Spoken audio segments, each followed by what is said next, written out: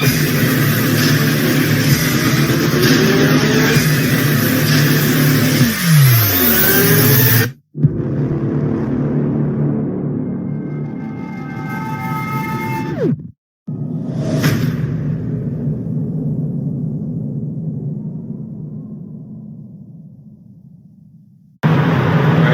speeding. Speeding. 5, 4, 3, 2, 1. The world is changing faster than ever.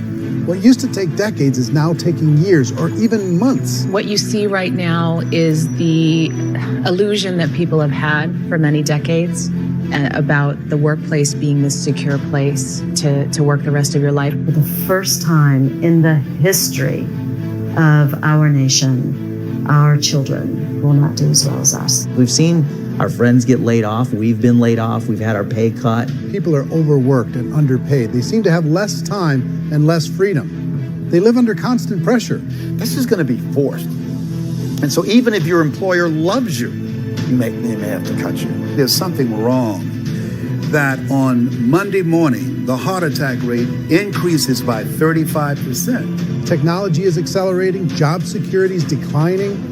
It just doesn't seem like the old models of making a living are as reliable as they used to be. Every aspect of our lives, there's a better way out there, but we're still doing it the old way. We live in the greatest country on the planet, and there are a lot of people sitting around complaining and being cynical. Like everyone's whining about this old model, and I'm like, why don't you leave it?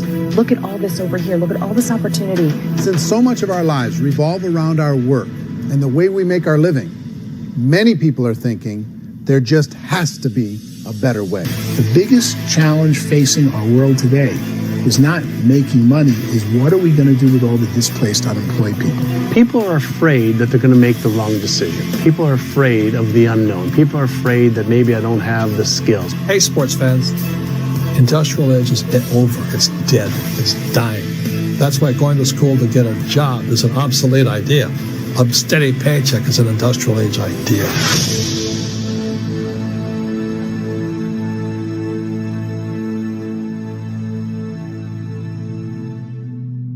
It's the search for answers that has brought us here together today. My name is Eric Worre, and for almost 30 years I've been an entrepreneur, struggling at times, but ultimately succeeding. As a best-selling author, speaker, and business owner, I've spent my entire career helping millions of people around the world to become entrepreneurs. And I believe strongly that there is, in fact, a better way when it comes to how we make a living. The career landscape has changed dramatically, and many are still working in a model that is completely out of date. What worked for previous generations isn't working as well for people today. In this film, we're going to explore 3 important questions. First, what's really going on in our working world today? Second, in this new economy, is it better to become an entrepreneur, or is it safer to work for someone else?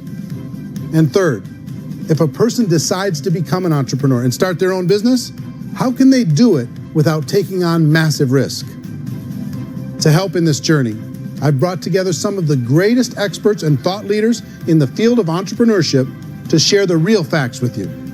My intention is to give you new information that will allow you to make choices that are not limited by an old, outdated model. Let's start by understanding what's going on in our working world today.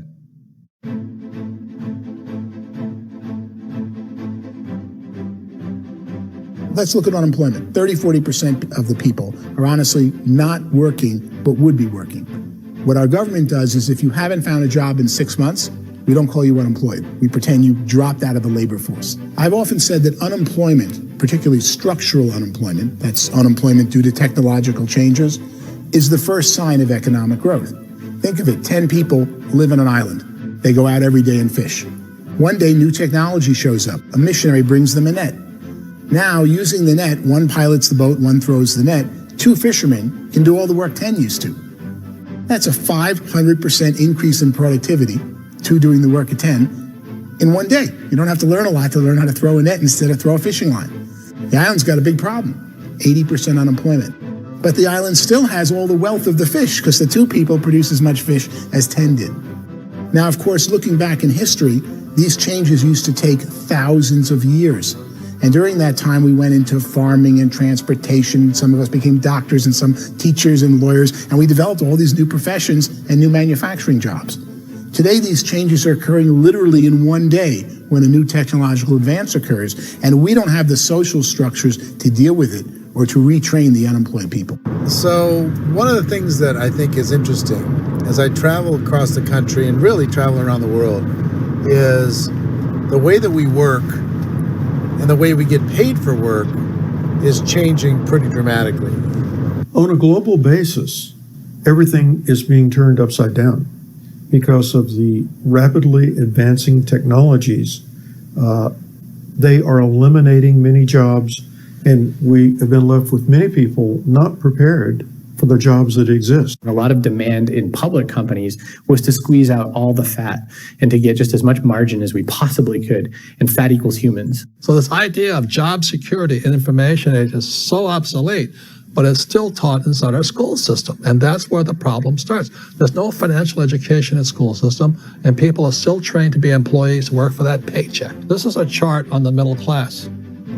What's happening in the middle class, those that went to school, their incomes have been coming down for years.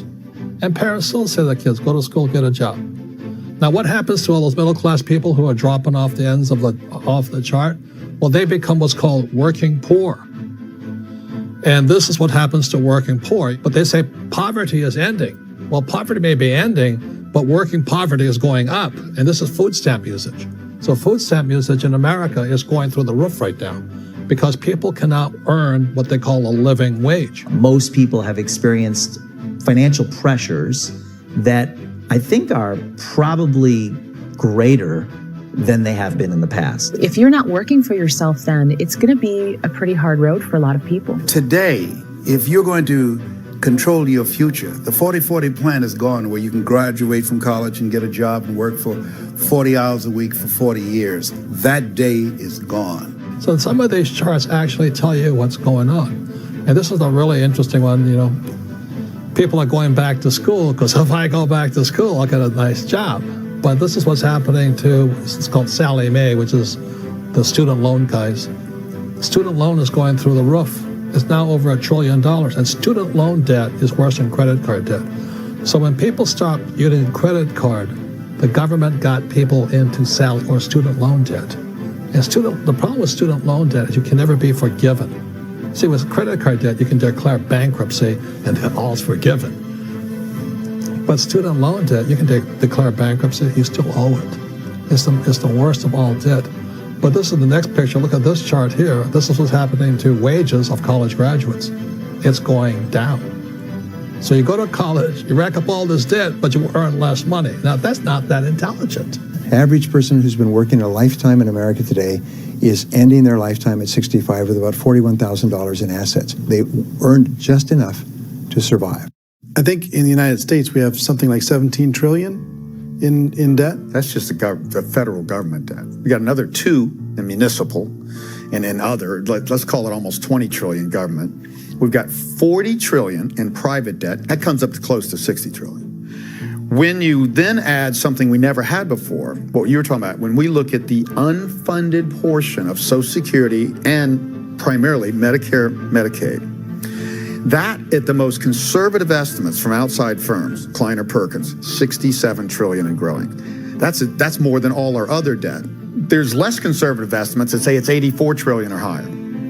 I added up conservatively $127 trillion in total debt. Debt is a financial drug.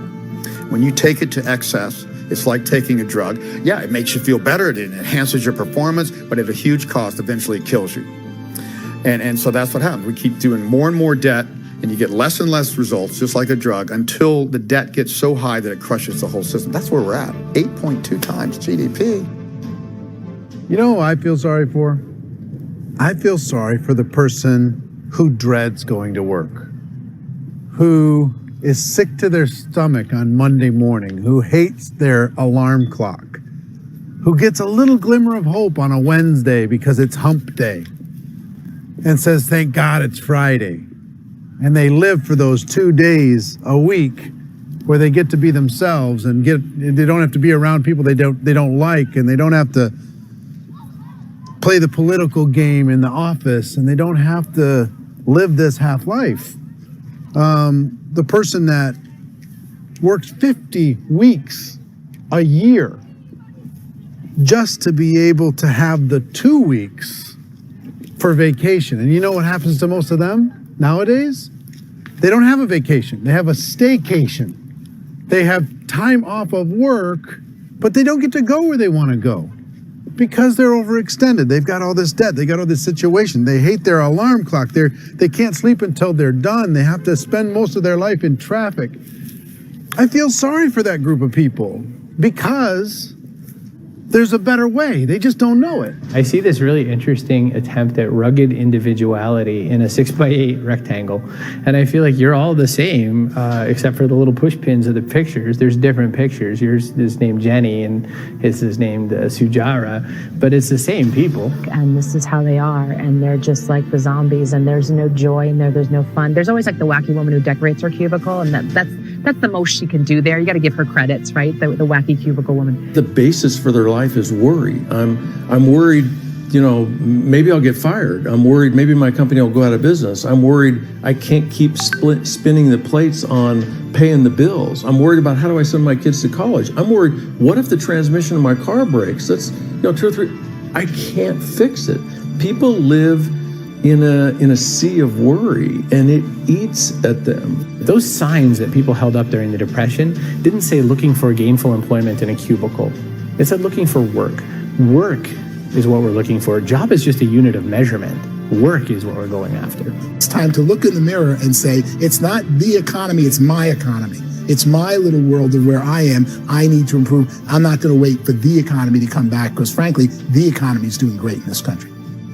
So I'm here on Wall Street, the financial center of the universe, the financial capital of the world. This is where most people's money goes to at least be held for a time, right? With interest rates in banks being effectively zero, and many experts are predicting it's going to stay at zero for the next 10, 20, even 30 years, people feel like they don't have any choice but to put their future into equities, to put their future into the hands of other people on this stock market, and hope that the stock market goes up, hope that the stocks that their advisors pick or that they pick goes up. That's one way to go, I guess. It's my personal belief that if you put your future into the hands of yourself, in other words, you have earning power by yourself, I think you're a better investment than these guys.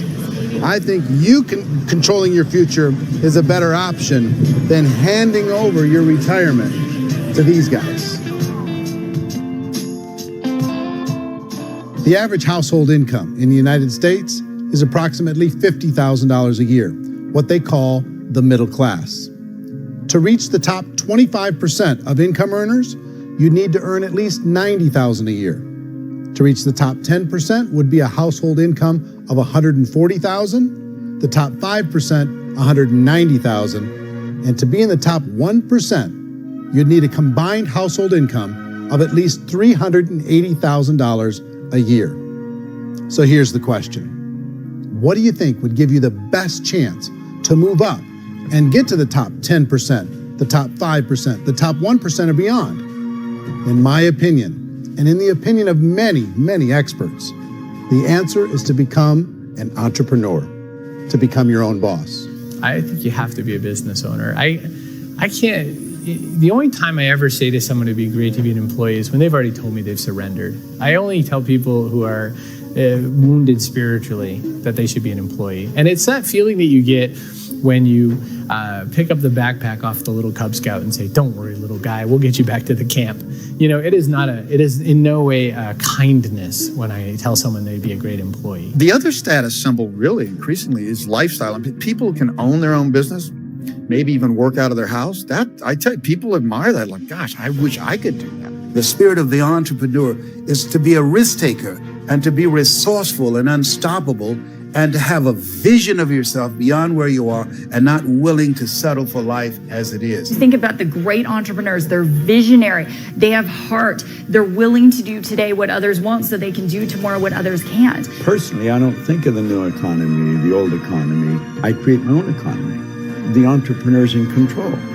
I decide what the economy is going to be like. In the world of entrepreneurship, there are no limits. You can make as much as you want, depending on how much you want to work and how smart you are and how great a team you put together.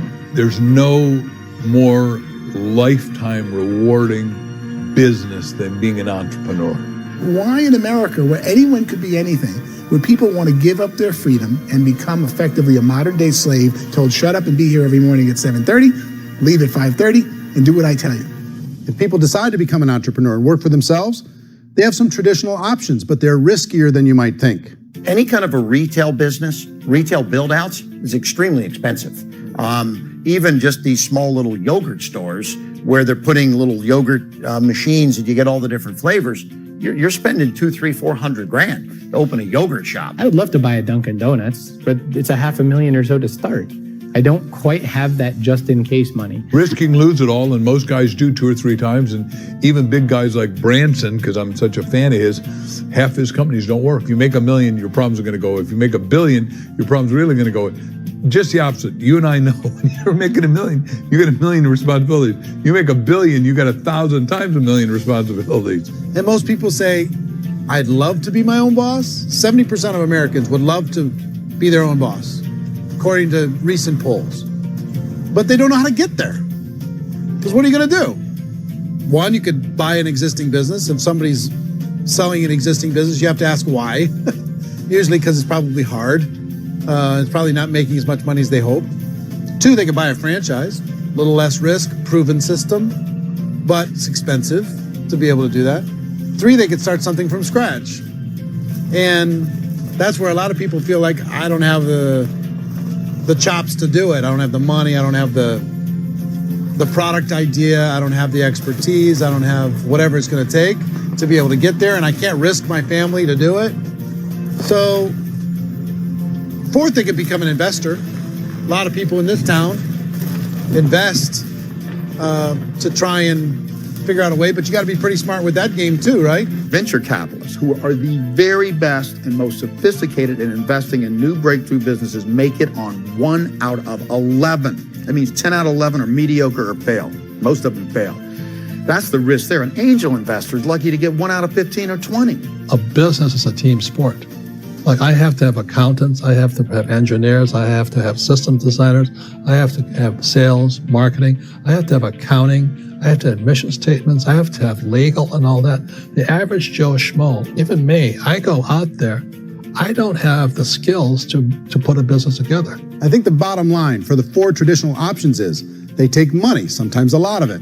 They take expertise and they take time. All of that adds up to just too much risk for most people. I bought a business from somebody else and it was a lot of work. And you start wondering, what did I just buy? Because I guess ultimately I own your email list and I just overpaid for it. People that start their own business, they spend a lot of money, they spend a lot of time, a lot of effort to get things started. And the more you invest on the upfront, the harder you typically work at it. I can tell you what the success rate is of a restaurant. What is it? They're crazy enough. About 90% of them fail. About 90%, in how quickly? Year less. Wow. And if we're talking non-franchise, we're talking franchise, Sure. That's totally different. Yeah. But our students aren't getting franchise restaurants.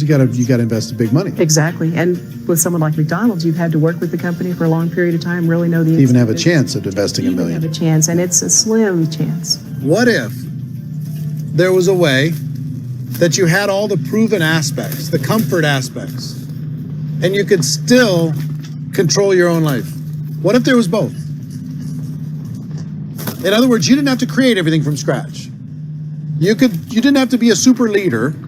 All you had to do, what if there was a proven product already? You didn't have to create the product. And there's a proven system already, proven training already. Everything except an employer. That was the only thing that you didn't have. Do you think more people would be open to working for themselves in that environment?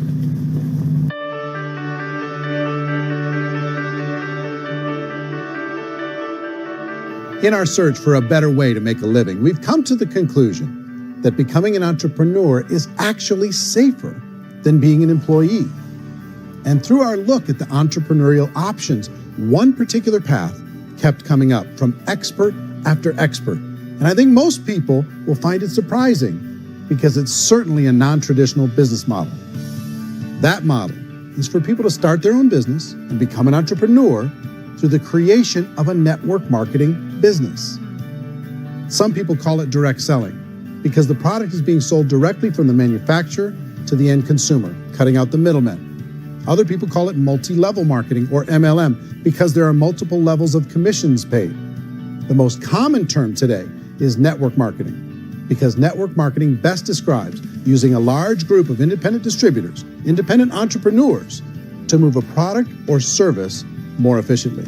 So my friend here, Donald Trump, and I, we always write about the network marketing industry. And the reason we support the network marketing industry is because it really is a business school for entrepreneurs. Because most people come out of school looking for a paycheck. Oh, that's terrible. I went to network marketing like that. I think if it didn't exist, we should invent it. It is that good. I think direct selling is a great way to do business today. It's very easy to get into that industry, and you can be self-employed, be, in effect, an entrepreneur. When we see multi-billionaires adding network marketing companies to their portfolio of companies, that would be a clue. When we see people who are very famous authors and very famous business people endorsing the industry, that would be a clue.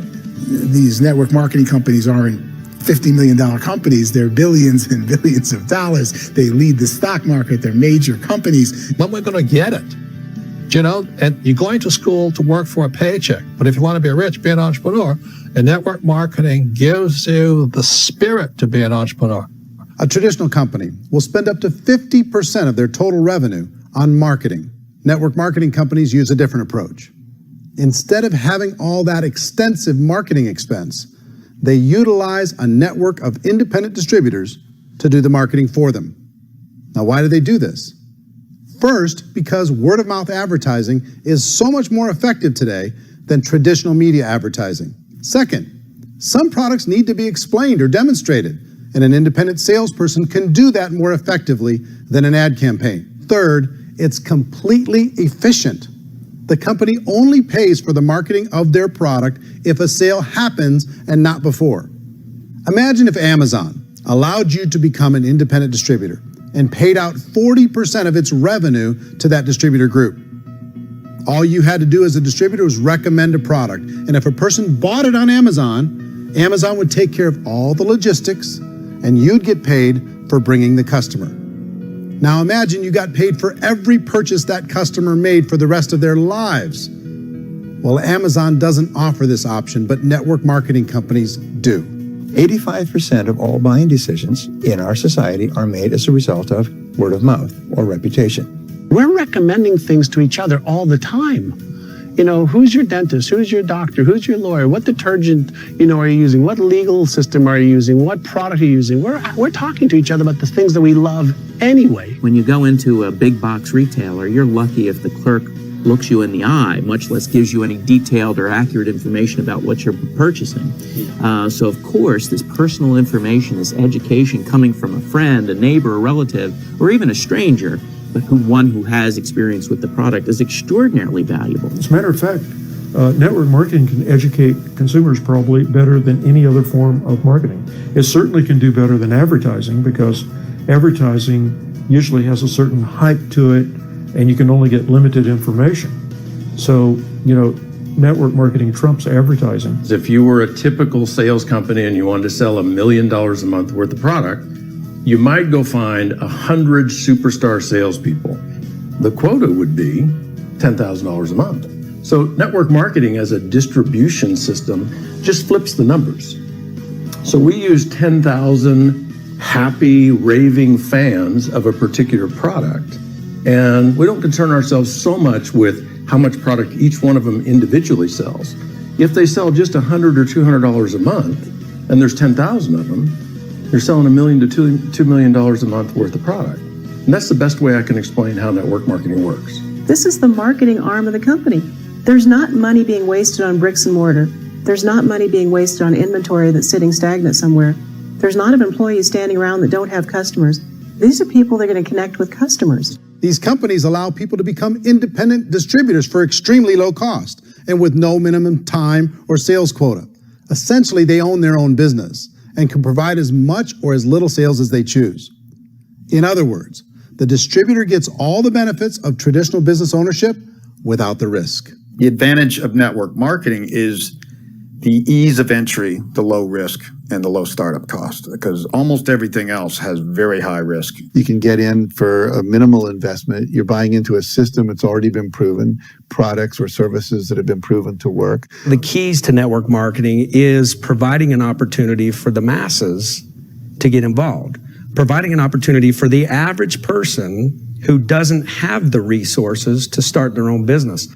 All of this so far is fairly straightforward, but network marketing offers another benefit, and it's this benefit that makes it so interesting for entrepreneurs. Network marketing allows a distributor to build their own network of other distributors and then compensates them on the sales created by that entire group. Direct selling is, at its base, very simple.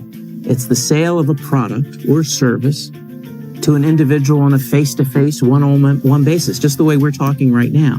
But there's an important element as well, and that's the offering in conjunction with that sale of product, the offering of an opportunity for someone to make something of themselves. No matter what your social status is, no matter what language that you speak, I mean, look how many unbelievable people are becoming successful that speak every kind of language out there. What an awesome gift to give the world. Instead of having to work your way up in a system and prove that you could be a sales manager, they just decided everybody can be a sales manager. Everybody gets to build a sales team from day one. And so what that brought into the system of growth as a direct selling company is the concept of compounding or geometric progression. Because now you can actually grow a sales force very quickly because everybody is enrolling people in their own sales force. People who are like, oh, this is weird, I'm building a sales team, or what do you think you do at a regular company? How do you think a regular company works? Network marketing is the only industry that doesn't say your past determines your future. It looks at your past and says, okay, now what can we train you to do so you can have a great future? Every other employer out there wants to exploit you for what you already know, not teach you something new. Network marketing has the potential to save the United States and the world because it's going to teach people not to be employees, but to be entrepreneurs.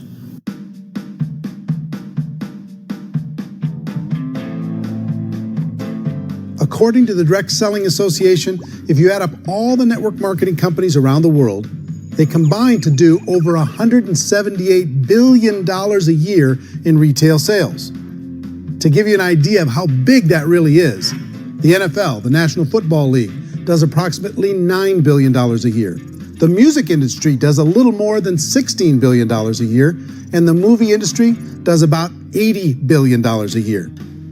Using a conservative average, network marketing companies pay their distributors about 40% of that $178 billion in the form of commissions, which adds up to more than $71 billion a year. That's almost $6 billion a month. It's almost $200 million in commissions every single day. So it's certainly working, and people are making serious money in network marketing. With the growth of the direct selling industry over the last 10, 15, 20 years, we've seen a broader understanding of the channel. We have seen more and more people getting involved in the business. So our penetration in the marketplace has increased, and thus the understanding in the marketplace of who we are has increased. And we've seen non-direct selling companies look at the direct selling model and say, something's going on there. People are making money. Companies are being profitable, individuals are being motivated, product is being delivered to market. Maybe we should explore this. Some people think only the people at the top make money. Well, let's take a look at that as well. In the network marketing profession, there are roughly 500 people in the world who earn over $1 million a year. If you round that number up to $2 million a year, that adds up to about $1 billion a year. That takes the $71 billion paid out each year down to $70 billion. So where does the rest of the money go? The vast majority goes to part-time people making anywhere from a few $100s a month to many thousands of dollars a month. It goes to people who choose to make it a full-time career move and earning even more than that. Every day, people are using the money they earn through network marketing to pay off debt, have more fun, and improve the quality of their lives. Everyone I know in network marketing has been doing that since the 50s. They go to work when they want to go to work. They stop working when they want to take time with their children to have a leisurely breakfast and discuss issues and driving to school. They go back to work when they get home, wherever they're working out of. The biggest thing that I've seen is people that have become much happier in their life. MLM has probably made more millionaires of more people in more countries, and I've spoken to them in 67 countries, than any other single form of business, starting from nothing. If they have a choice between working a job for the next 10 years or working a network marketing business for the next 10 years, the result of working the network marketing business will be better. A lot of people within the industry go on and make this a career and do extremely well at it. Network marketing has been nothing but good for everyone I know that's been involved with it because they did it seriously and they played full out and they've been very successful. It's been a constant barrage of success stories and people showing off stuff that they got as a result of it. How many people are involved? Approximately 16 million Americans and 96 million people around the world are currently participating in network marketing. And in a recent poll, 82% of those people report a good, very good, or excellent experience with network marketing. So people are happy.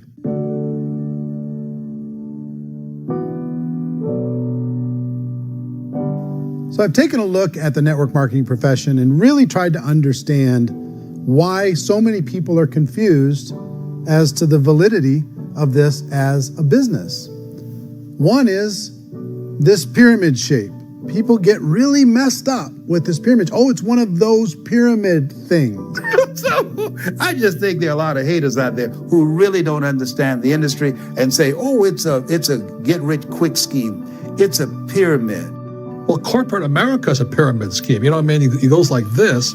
You have thousands of MBAs, let's say working for Ford or General Motors or Coca-Cola. If all these MBAs, they're all trying to get to here, that's a pyramid. Only one guy's going to make it. Every 10 years, one's going to make it.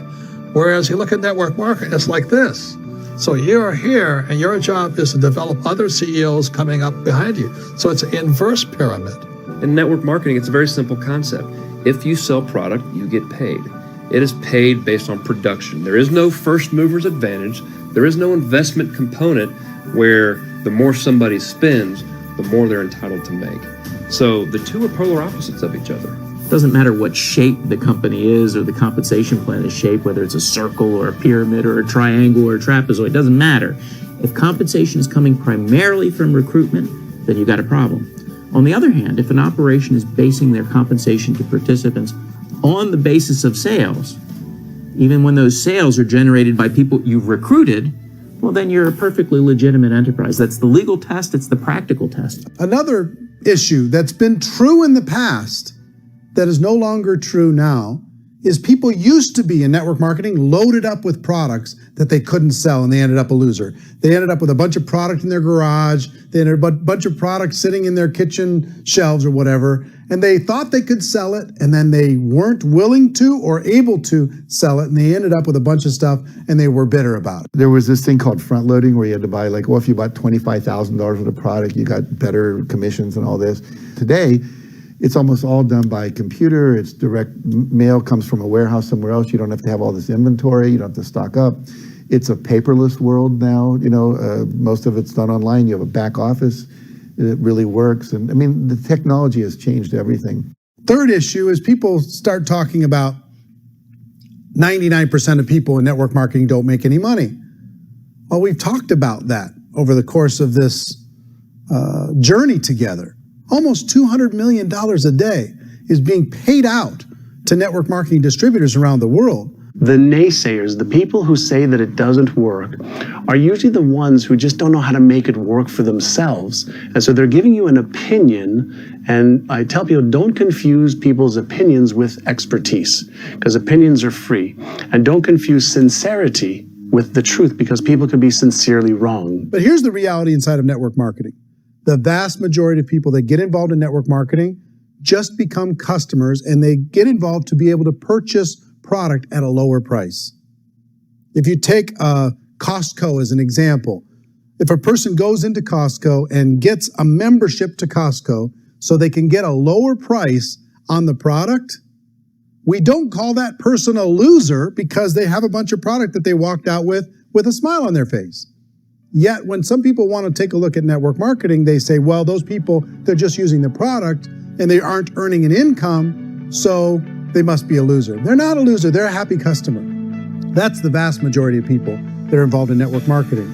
Now, a smaller percentage of those people decide to go build a business. They earn $300 a month, $500 a month, $1,000, $2,000. That's the bulk of earnings in network marketing. And then there's the few that really decide to take it serious, really decide to build a large network, really work to make that network very, very productive. And those people make huge amounts of money and there's no cap. What I do as an outside economist, just somebody looking at this industry like any other industry I speak and say, look, what's the realities of this? 1% do incredibly well. 10% generate some additional income at pretty low risk and effort. That's not, and 90% of people roughly end up customers.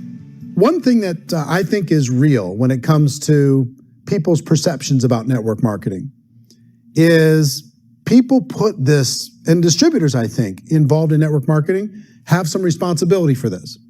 They have sometimes unrealistic claims about the product or about the income. Most people who become distributors, they want the money, they want to be successful, but they don't have the skills.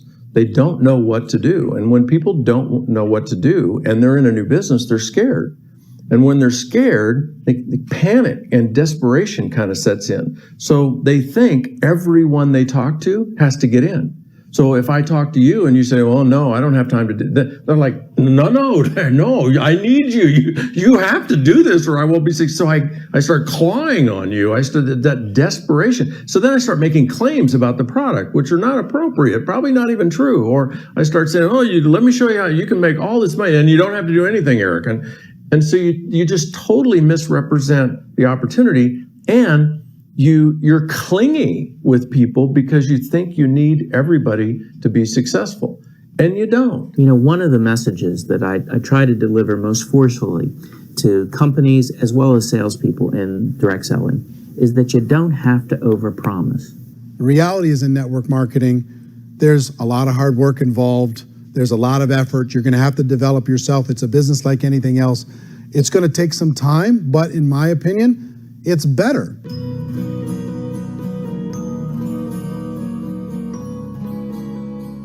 It's light years better for people starting today than it was even 5 years ago. I think it's more widely accepted now, and people understand it is a business. It is being an entrepreneur. It is being a business owner. Our belief system is based upon our evaluation of something, and frequently if we reevaluate a situation, our belief about that situation will change. The industry has changed and it's grown up. It's totally transformed. You've got young people today that have grown up with social media, and they understand networks. They understand how people are connected through technology, and they understand how money flows through those networks.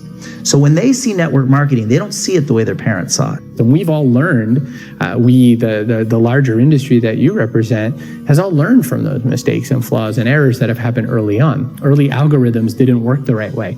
That's all fixed. It's like when they design a computer program, they design the program, then they run it, and then they go back through and they debug it. The MLM industry has been debugged. This is the day of being virtual, being able to run a business from your mobile phone. I mean, it's incredible. Companies are getting smarter. They're implementing more consumer protections. They're implementing more compliance training.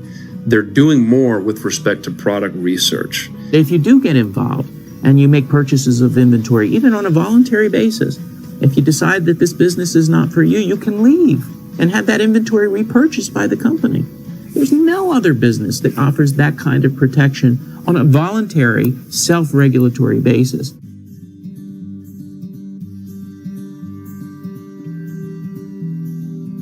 If you decide to look further into a network marketing business in order to generate more cash flow for your family, I would recommend reviewing the following 4 elements. First is the product or service. And on the product or service, I would ask 5 important questions. 1, Do you like it? Is it something you would feel comfortable sharing with others? 2, is there a recognized need in the marketplace? It's hard to create a need if one isn't naturally there. 3rd, does the product meet that need? Does it solve a legitimate problem for consumers? And 4th, is it priced to sell? Can it compete in the marketplace? And 5th, is it priced for profit? Is there enough margin for the company and the distributor to be able to generate income for the long term? If you can answer the questions on the product to your satisfaction, the next element to consider is the company itself. Is it well run? Do you believe in the founders or the management team? Do you feel they have what it takes to go all the way? See, it doesn't matter how good the product is if the management can't take care of the company. Good management can change with the times. They can handle adversity. They can make good decisions. Make sure you choose a company that can serve you for a long time. The third element to consider is the compensation plan. And with that, there are 3 important things to look at. First, a brand new person needs to be able to generate some money fairly quickly. It may be an obvious reason, but you can probably imagine the ripple effect of a distributor getting involved and having even a small victory fast. That can only help with the overall success of the organization. Second, a person should be able to develop a moderate part-time income in a reasonable period of time. As they develop their network and as their sales grow, they should be able to enjoy more benefits. And third, for the people who are really serious, for those who decide to really go pro in the network marketing profession, there should be the possibility to make a serious full-time income if they work hard and are committed to developing their skills. If you're comfortable with the product, the company, and the compensation plan, the last thing you should look at is the support that will be made available to you. Does the company have a website? Does it have a solid online reporting tool? Do they have comprehensive training available? Do they host events to help you build your business? If you decide to do this, what kind of a support system can you plug into? Choosing a network marketing company is a personal decision. But evaluating the 4 elements of product, company, compensation plan, and support is a great place to start. Is the company promising that you're going to get rich quick or that you can make a lot of money without a lot of effort? That's a red flag. Is there a product that you really believe in that you think can be sold? Or are you being told by salespeople or the person who's trying to recruit you or by the company itself that don't worry about the product? All you have to do is recruit other people into the business. Red flag, warning sign. If you're hearing that, take a second or even a third look. Get to know the customers, the products, the business, have some success, and see where the opportunities might take you to move up in the organization. You want to find out how concerned are they about my education, my training, and my development? Is there a space for me to grow? Most important question. Learn everything that you can about the product. Make sure it's something that you believe in, and learn everything you can about the industry and work that system. You have to be very passionate about whatever that company is doing. I would get involved. You can always test drive anything, the product, the service, the community, and then lean into it a bit. If it feels good, then lean into it a lot. Behind me is the Lincoln Memorial. And this is a place where Martin Luther King Jr. had his famous "I Have a Dream" speech. And at that speech, he talked about his dream for equality for everyone around the world, and that's a noble dream. But I think more people need to remember what it was like when they were kids and the dream was still alive in them, before it got beaten out of them by reality, by this paycheck, by these responsibilities, and by having to live for this job to pay the bills. I think people need to remember that, go back to that. Once they know that there's a better way, I think their future is going to be much brighter. They can live a better life.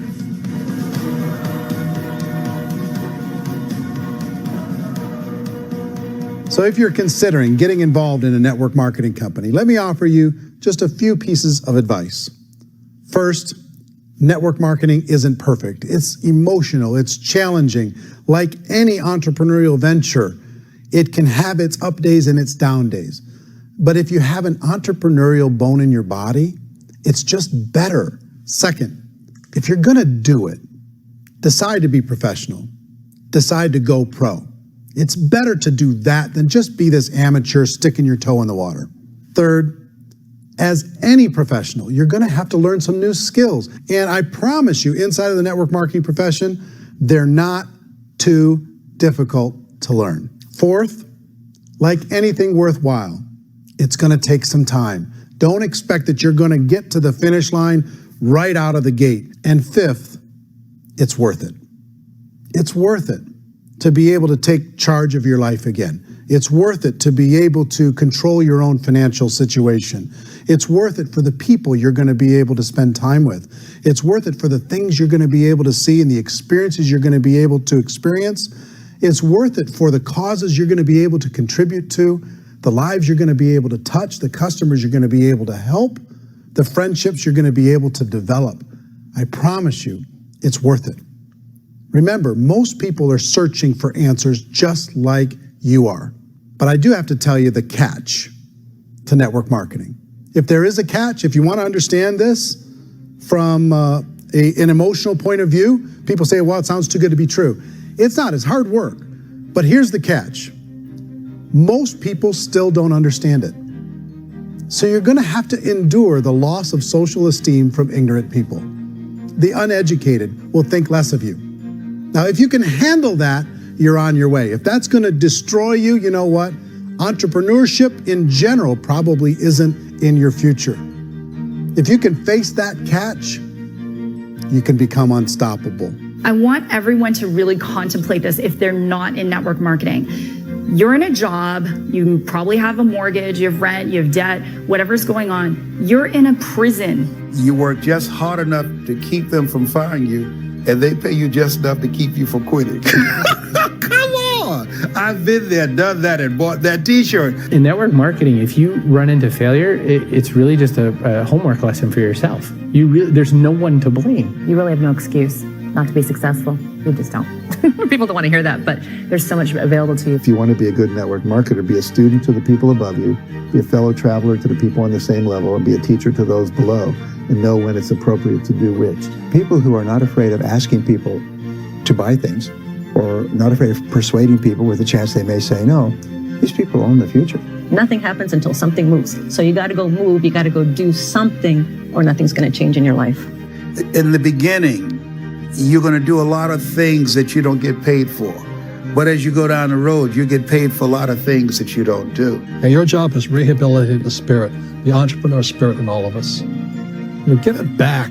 Either give it a strong yes or a strong no, but no wishy-washy, dilly-dally stuff in the middle. There's dreams and there are nightmares, but I believe that the biggest nightmare of all is when you don't pursue your dream. You're going to see some monumental growth in this profession. It's an exciting, exciting time to be involved in the network marketing profession. The next 10 years, I see just exponential growth. When that tipping point comes, it's not a matter of asking somebody, have you ever heard about network marketing? You're really asking them, which company are you building your wealth in? We are here to fix the world, to improve relationships with other people, to improve other lives. And the real reward comes as an entrepreneur at any level from teaching somebody something and watching them soar. There is no greater reward.